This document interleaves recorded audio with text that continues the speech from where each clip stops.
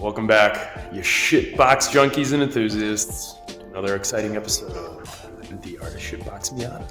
It's time to start work on the K24, believe it or not. Today, leak down test, and then we're going to bolt together as much as we can without getting it running, most likely. I also have to put it on my engine stand and figure out what I do and don't have. Oh, hello, Shop Kitten. No, I'm a Shop Cat. Say hello, Zoom Zoom. Pretty straightforward today. We're just going to start prepping the block and try and figure out what's going on. And this will be the beginning of documentation on how this works out. RX-8 frame, chassis thing, right there. The RX-8 subframe is here. More parts are showing up. I've got a new alternator. I've got a water pump block-off plate. We've got all sorts of stuff. Track tough that I've got to weld together. Got a new VTEC solenoid for here, and oil pressure sensor, and a couple other things that broke during shipment last year. And by broke during shipment, I mean when I was transporting it home in the V70R and I let it roll around in the trunk because I didn't think it would, but it very easily. I'm just gonna hop right in and start doing this shit.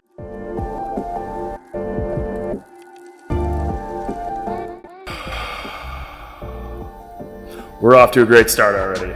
So every cylinder, but cylinder 1, needs a valve job, bare minimum. Did a leak down test.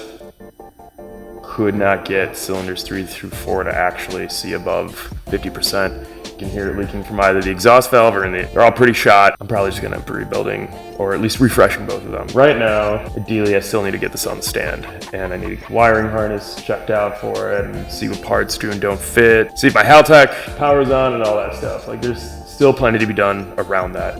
Just because it doesn't run or won't run well when we fire it up, doesn't really mean anything to me. I still need to be able to do everything on the stand before I even think about tearing apart the NC and putting it in there. And in all honesty, I'd rather have a block that's fully functioning already before I drop it in the NC. So while it is a slight setback, it's not the biggest deal in the world. I mean, at the back of my mind, I knew I was probably gonna end up refreshing a block anyway. So on to the next part. I'm gonna start trying to get it up on the stand and doing what I can.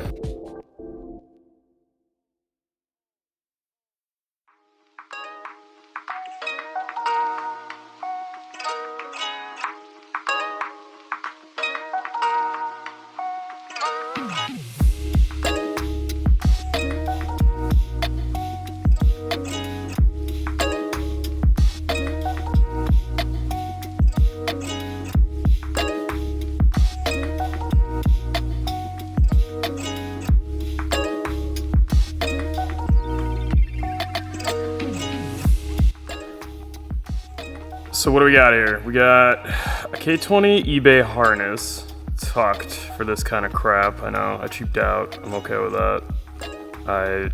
I'm sure there will be problems.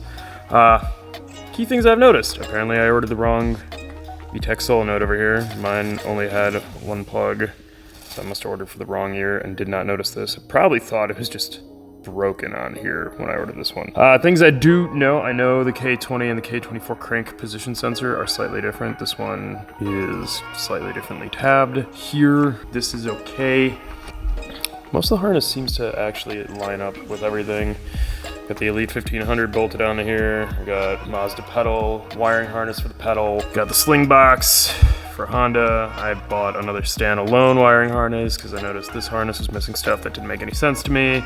This does come with some relays for the fuel pump and stuff. It even hilariously enough comes with an OBD2 port. I need to get some hose for this fuel pump I got here. And I gotta figure out something with the alternator. The Track Tough water pump delete kit does work with K24 alternators, and I thought it would work with the one that came with this car, but it does not fit in there well at all. He mentions you have to notch stuff, or I can try and use an S2000 alternator in here. My big old CWA 400 water pump just sitting here waiting for me to weld on some AN16 bungs on here. Yeah, she's coming along. I gotta still make, so I gotta put an O2 bung up in here and then weld this shit together to the header there so I can just have it run and self-tune most likely. I have to make adapter plates for what originally is like the 74mm throttle body, I believe, to one of these. And what I've learned from a couple of the GLTC guys is that what you want to do is make an adapter where you have a silicone coupler actually holding it to the throttle body instead. That way the vibration does not destroy this motor in here. And apparently these suckers vibrate so hard when you start taking out the oil, the balance shafts, and driving them to 9 grand that they end up killing these quite often. So hopefully that'll be a solution for me. That might not even be something I really have to worry about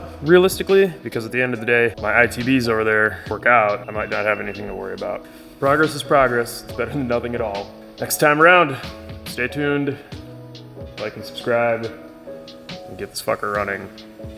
And then we're gonna figure it out. I'm gonna figure out how to put it in the NC and get all the harnesses in there working too.